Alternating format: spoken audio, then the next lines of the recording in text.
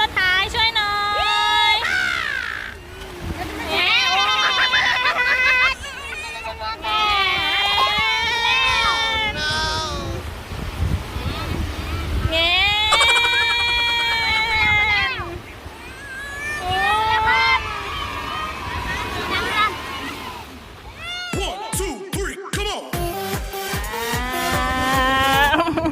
วันนี้ thank you มาเที่ยวทะเล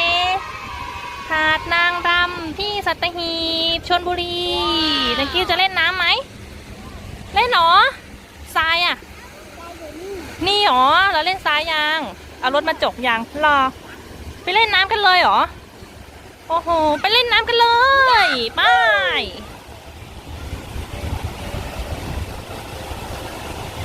ค่อยๆย่องโอ้ยนู่นน่ะพิธีอยู่นู่น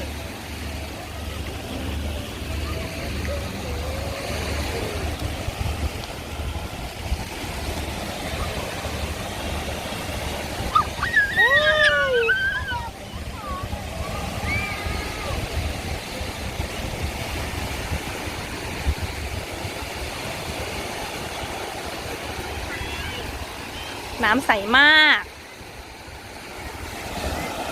thank you มีบานาน่าโบ๊ทด้วยมีเรือด้วยน่ะ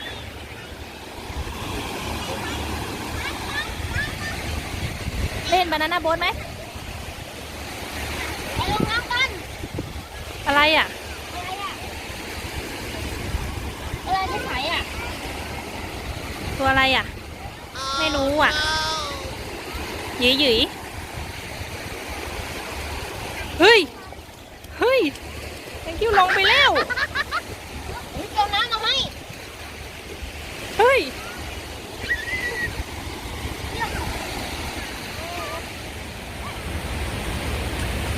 โอ้ยน้ำเข้าหมดเลย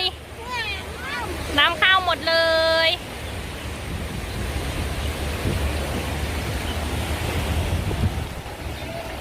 ดูหนาน้ำเข้าของพี่ทีหมดเลย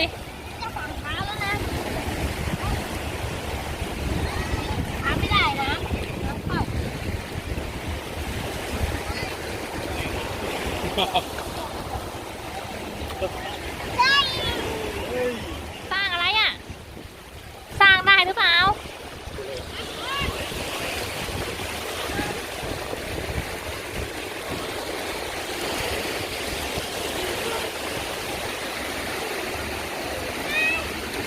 thank you รู้พิธีทำอะไรเนี่ย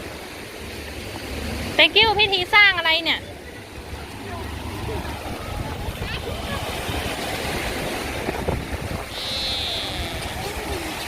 โอ้ยนั่งรอใช้พิธีขุดนั่งรอใช้กันขุดแล้วเอ้ยเอาก้อนหินออกthank you ดู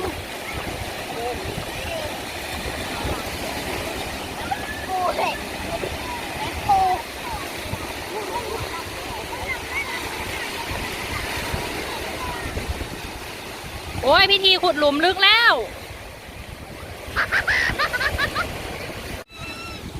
น้ำยัง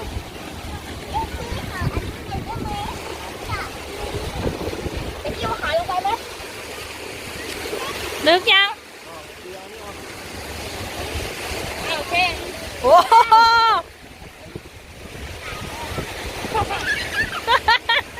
เอาขุดออกกูดีใหญ่เลยโอ้โหลุมกันใหญ่เลยขุดใหญ่เลยโอ้โห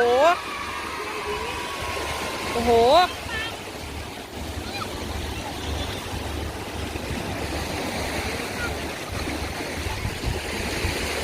โอ้ขุดหาอะไรกันเนี้ยขุดหาอะไร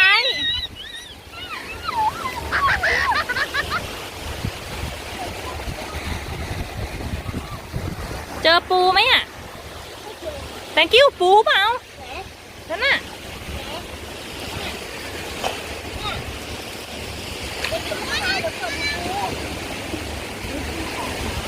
อยู่ลงไปแล้ว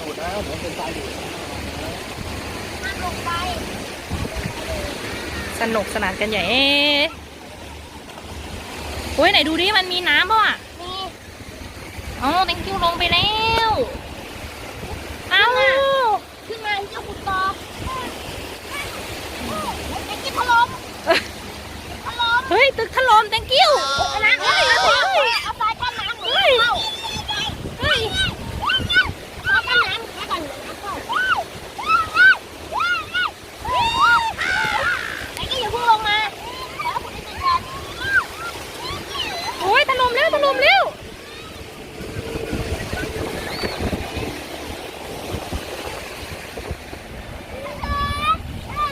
เฮ้ยถล่มใส่แล้วถล่มใส่แล้วถล่มใส่แล้วเอา ออกมา ทำไงตายแล้วถล่มใส่แตงแล้วเอาว้ายขุดเอาเร็ว ไอ้อย่าเพิ่งลงมา เอาขุดเร็ว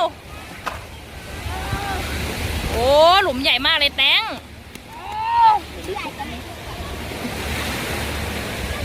โอ้จะเสร็จไหมเนี่ยวันเนี้ย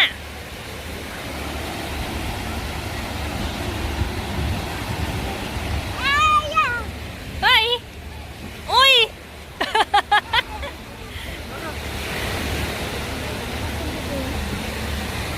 กิ้วโอ้ยสายทับแตงแล้วสายทับแตงแล้วแตงครับโอ้ไหนแตงลูกสิขึ้นไหมแตงกิ้วดูพี่พอขุดรางน้ำแล้ว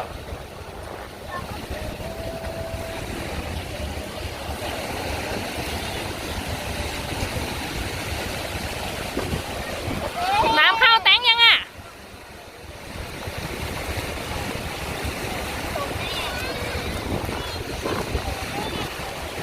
โอ้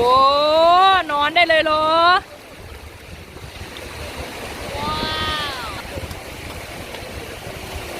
เฮ้ยปูกัดหรือเปล่าเฮ้ยปูกัดก้นหรือเปล่าปูกัดก้นหรือเปล่า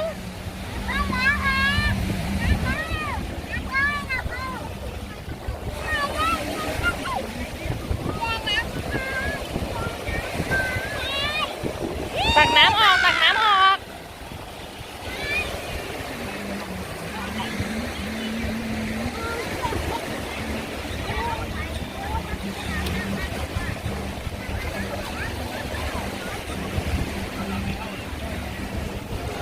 ลูกอะไรอ่ะ thank you ลูกอะไรอ่ะลอยอยู่น่ะเย้ย เช่ขาว โอ้ยน้ำนองเต็มแตงเลยตักได้เหรอลูก thank you พ่อล้อม thank you ไว้แล้วสร้างกำแพงแล้ว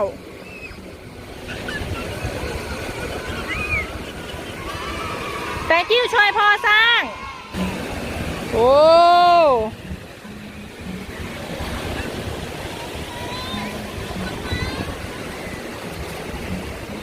น้ำเข้ายัง ดูไหมดูกว่า มาหยับมาสร้างกำแพงเร็วเอาพ่อขุดให้แล้วใหญ่แล้วขุดกันคนละรูเลยอ่ะพี่ทีรูนึงพี่พอรูนึงแตงกิ้วรูนึงเป็นรูปูเลยแตงกิ้วใช่รูปูไหมอ่ะเมียวน้ำเข้าไปแล้ว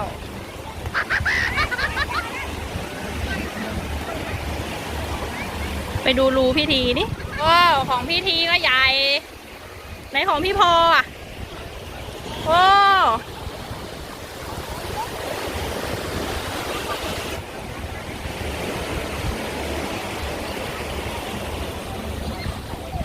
thank you ช่วยพ่อด้วยพ่ออุดไม่ให้น้ำเข้าแล้ว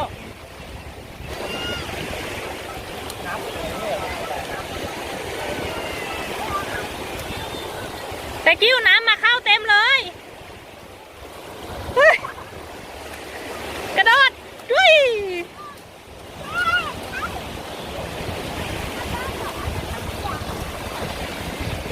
กระโดด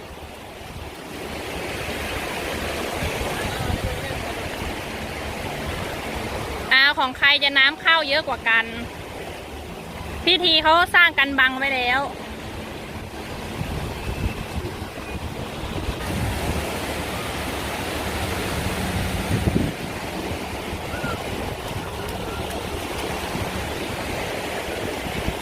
ของ thank you โอ้ย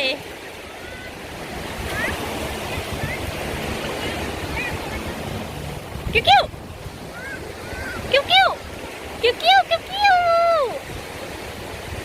thank you ลูกปูมาหรือเปล่า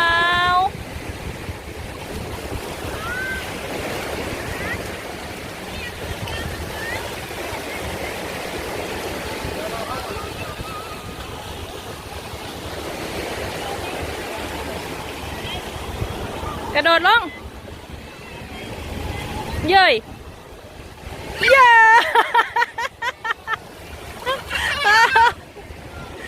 กิ้วเจ็บก้นเปล่าโอ้ดูหลุมพิธีดูน่ะ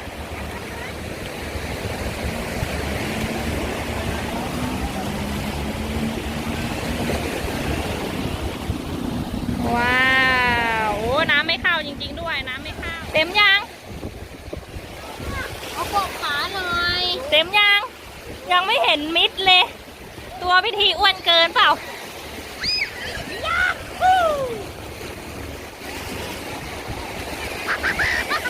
ตะกิ้วตะกิ้วน้ำตะกิ้วน้ำซัดพิธีแล้วเฮ้ย มาจะเกี่ยวขึ้นหลังไม่พาไปเที่ยว อันนี้มาเก็บเดี๋ยวเอ้ย เอาดีๆสิไม่งั้นจะหนีไปแล้วนะไปไหมไปเลย โอ้ตีลังกาอะไรแรงแท้ แทงไปเร็วนี่ไหมคะเอาดีๆนะไม่พาไปใส่นะ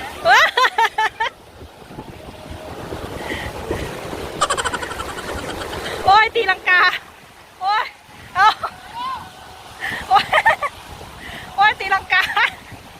มาแตง แตงทำอะไร ขึ้นเร็ว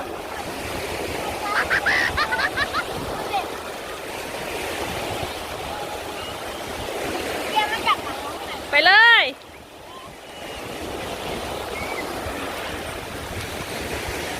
ไปค่อยๆ อย่าลงนะ โอ้ยไปคานแข่งกัน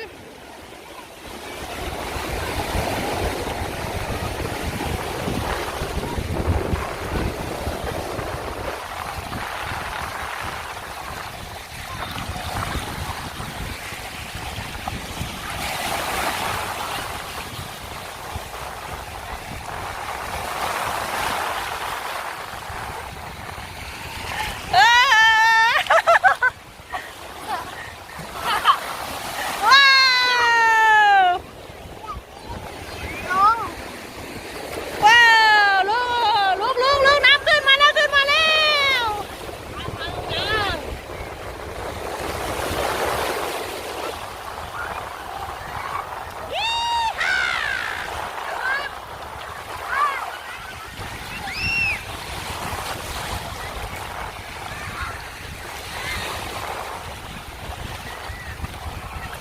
โอ้น้ำแรงมาก พ่อมีพ่อมีพ่อมี เอานั่งลงนั่งลงนั่งลง ไหว อ่า นะ นั่งลงนั่งลง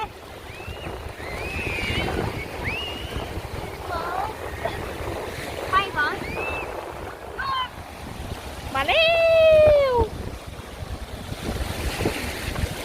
มาเร็วว้ายว้าย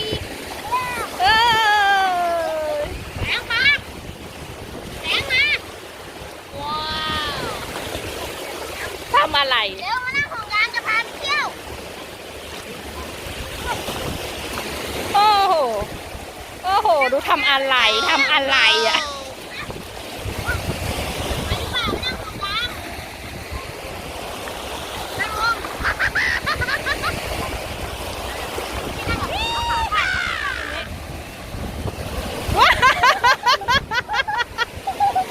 เอ้ยน้ำเข้าปากแล้วไหนร้อนไหมอ่ะ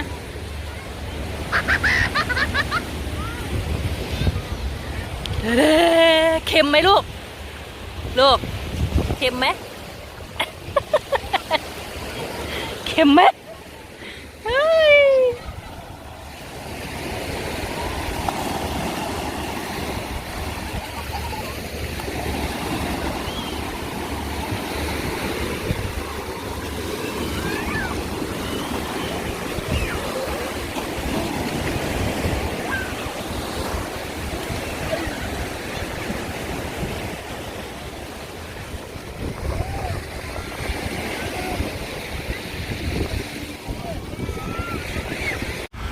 โอ้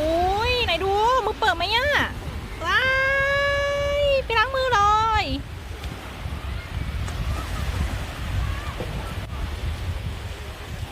อ๋อล้างมือ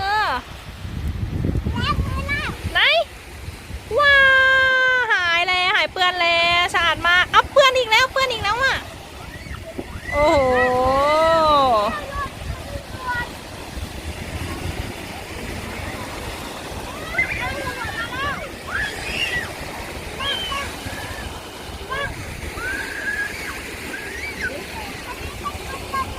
เอ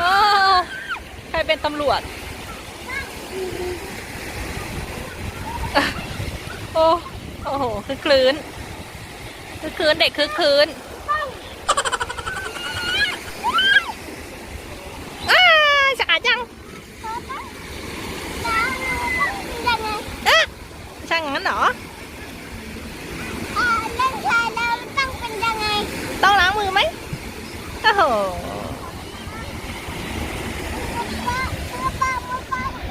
มือเปล่าอีกนะ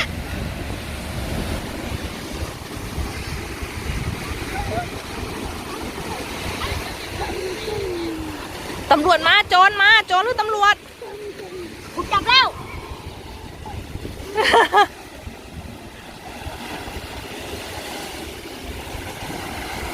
ไหวไหมไหวไหม Oh no อือหืออือหือโอ้โหโอ้ดูทำหน้าฮะ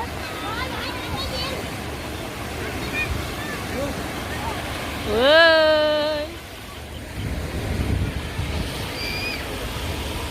เย้ยเย้ยเย้ยเย้ยโอ้โหโอ้โหมีคนแกล้งแม่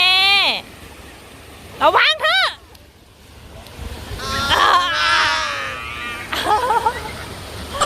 ว้ายมาอีกแล้วโอ้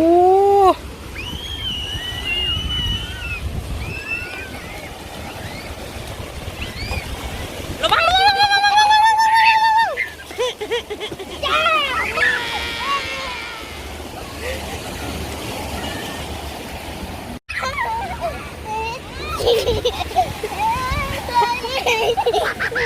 ว้าย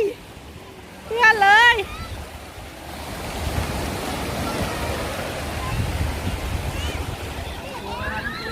แม่แอมเพื่อนไหมอ่ะ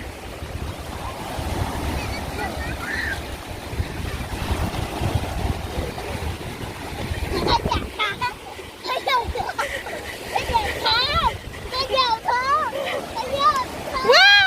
ย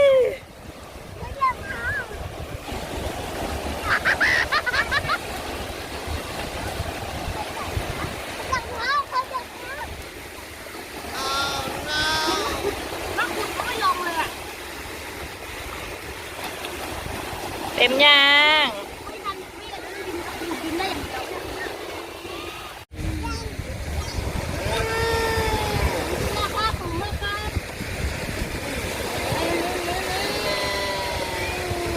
ซ่อมรถไถรถติดรถติดรถไถติดแล้ว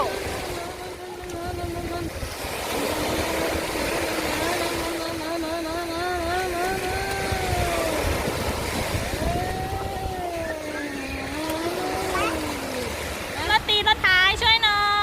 ยแง่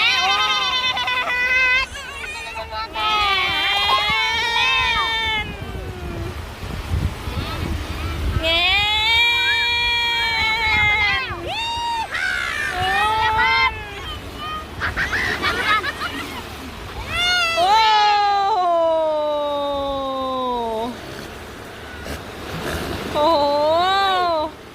โอ้เป็นรอยรถเลยอะโอ้เอาไปดำตรงไหนดำตรงไหนอ่ะดำได้ยังว้าวอ้าวดำเลยเย้พี่ทีดำไม่ลงเลยทรายติด รถยกพ่อเลย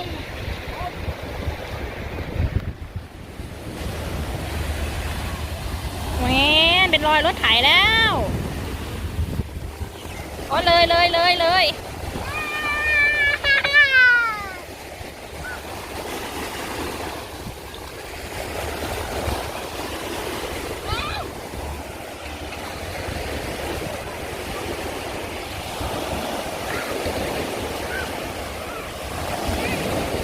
พิธีเต็มรถแล้วเนี่ย โอ้ดำซิ่ง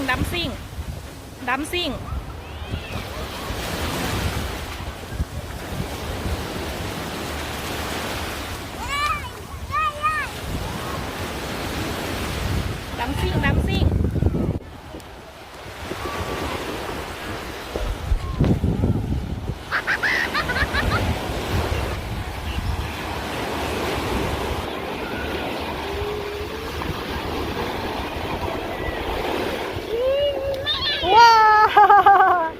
ดำคว่ำThank you กลับบ้านก่อนนะ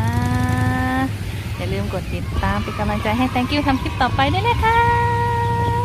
โอเค ชิวๆเย้ กลับบ้านแล้ว ว้าว